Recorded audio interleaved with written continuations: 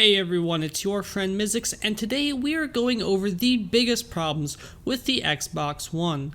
Before we get into the issues of today, we need to go over some history. It all starts back in 2001 when the original Xbox released. Back in the 6th console generation, the Xbox, PS2, and GameCube were all really competing against each other for the same core audience. Then Nintendo decided to focus on casual gamers when the Wii came out, leaving the Xbox 360 and PS3 to compete for the more hardcore console audience.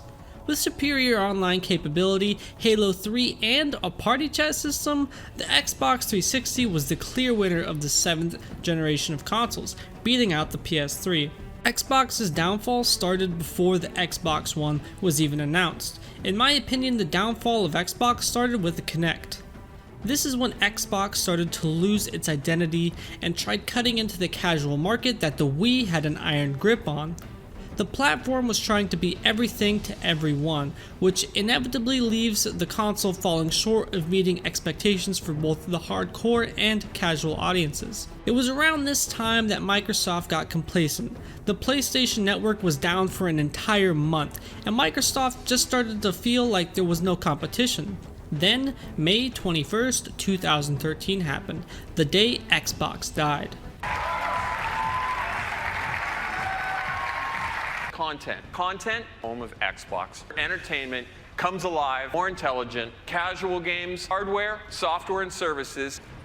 Ladies and gentlemen, introducing Xbox One.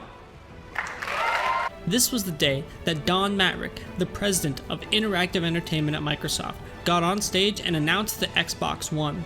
There was no gameplay, there was a large price tag, and there was a Kinect that no one wanted and everyone was forced to buy. Of course, there was no Halo, except for the Halo TV show that we still have not gotten to this day. The downward momentum from this event carried its way to launch. The months following the release of the Xbox One were some of the darkest times I had ever seen for the Xbox brand, and I have been here since the beginning of Xbox. Microsoft had realized that the Xbox was in a downward spiral and started taking drastic actions to save the Xbox One. Microsoft fired Don Mattrick and appointed Phil Spencer as the head of Xbox. Xbox has refocused on the games that gamers care about. Xbox is still recovering from the dark times after the initial launch of the Xbox One to this day, only selling half of the number of consoles than Sony. Xbox has been improving and making gains ever since its poor launch in 2013. However, the console still has some issues. I really hope to see all of these issues addressed for the Xbox Series X. These are the top 5 biggest issues with the Xbox One. Number 5. Better user interface. The tile layout currently on the Xbox One is synonymous with Microsoft user interface design. However, this design is better suited for the PC. This tile layout was originally featured on Windows 8 when it was released in 2012, a year before the Xbox One. Even with the mouse that allows you to click on the exact tile you wanted without having to manually scroll over every tile you want on the way to the tile you need to access, PC users still hated this design. Microsoft got the message and in one of the quickest turnaround times ever made Windows 10, which removed almost all tiles from the user interface. However, this design was still implemented onto the Xbox One a year later. Even 7 years after this Xbox One UI was released, we've only had upgrades to the UI. Every time I need to find something, it seems like I must go through a lot more menus and screens than seems necessary. The Xbox Series X needs a complete UI overhaul. Number 4. Lack of hard drive space. Games just keep getting bigger and bigger, but my Xbox hard drive is staying the same size. Every time Modern Warfare has an update, it's like 50 gigs, even when they don't add anything. It seems like I can only have 5 games downloaded at a time. They do make external hard drives for the Xbox One, however it's not nearly as good as the onboard hard drive.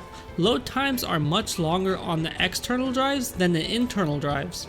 Also, there are a limited number of USB ports on the Xbox One, So it's a big ask to sacrifice one of those ports to have another hard drive. This is really annoying because there are a lot of games I would like to play every once in a while, but I can't play them since I'd have to re-download them before I play them. This has led me to own a large library of games that I just don't play anymore.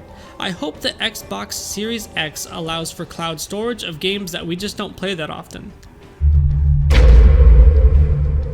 Number 3, outdated controller.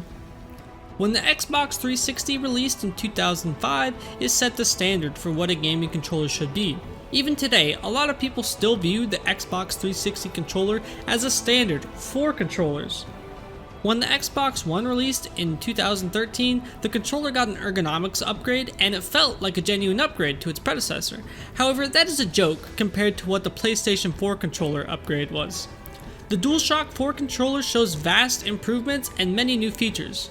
The DualShock has a new light bar, a clickable touchpad, and a speaker. Not every game needs to use all of these features, however, when properly used, it's a great feeling and adds immense value to games. Lastly, the PS4 controller comes standard with an internal rechargeable battery, while the Xbox just gives you 2 AA batteries, which just kind of feels outdated for a modern gaming controller. Number 2, lack of third-party applications. I understand that no consoles support third-party applications, so Microsoft isn't really falling short of the competition, but when things were going so poorly at the start and things needed to change very quickly, it should have been a major wake-up call. Microsoft should have made developing third-party applications for the Xbox much easier. Just imagine having Discord on the Xbox. Xbox Live has 90 million active monthly users, so Microsoft should have easily gotten companies like Discord, OBS, Flux, Razer, and MSI to make software for the Xbox One. But instead, we are reliant on Microsoft to develop, support, and maintain all the software for the Xbox. Number 1, lack of exclusive games. This one is a big no-brainer. People own gaming consoles to play games. There are 3 main reasons why someone would buy a new console. One of them is to be able to play with their friends, but you can't control what platform someone's friends play on. The other reasons are to play a specific game or have a specific feature. Almost every exclusive on Xbox One has been a big disappointment. Halo 5 was off target from its expectations, Halo Master Chief Collection didn't even work the first few years it was released, and Gears of War 5 had way too many microtransactions. Also, a lot of first-party Microsoft games aren't even exclusive. I can now play Halo Master Chief Collection on my PC, and I could always play Sea of Thieves on my PC. Xbox is really going to need to step up its exclusives if they're going to make it back on top. I really think that Microsoft will be back on top with the Xbox Series X. I have faith that Phil Spencer will lead the Xbox team to develop the best next generation console. Phil has been at Microsoft since before he graduated college. He joined there as an intern and is an all-around genuine gamer. Since taking over as head of Xbox, he has pushed many initiatives, including cross-platform play, backwards compatibility, the Xbox Game Pass, the Xbox Adaptive Controller, increased support of PC gaming, and he almost doubled the number of first-party studios.